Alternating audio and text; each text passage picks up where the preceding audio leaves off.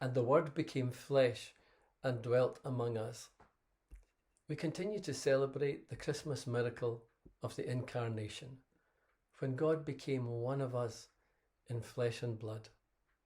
The God of glory is also the creator of the natural order, and only in the physical form of a human being could human beings truly come to know him.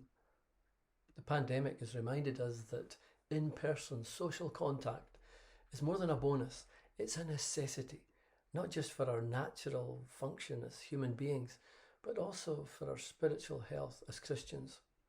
Do not forsake your own assembling together, as is the habit of some, the Hebrews were urged. I'll come back to that word habit in a moment, but first, if the incarnation of God in the flesh of Jesus demonstrates nothing else, it's that spiritual life and human contact are inseparable.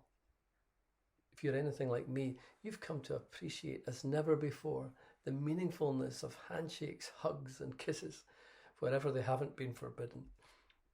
Physical contact is in our DNA as human beings. I've heard some say, "Oh, I'm not really a tactile sort of person, though." My friend, you only exist because your parents were tactile. Have you noticed how all the early lockdown talk of new normal has subsided? I think right now people are longing for a return not to what is normal, but to what is natural. Psychologists tell us that it only takes 21 days to form a habit. What do you think that 2 years of isolation does to human behaviour? Is there not a danger that we will find ourselves in behavioural normals that are simply not natural? It may be normal for someone in a custodial sentence to spend his days in confinement, but it will never be natural.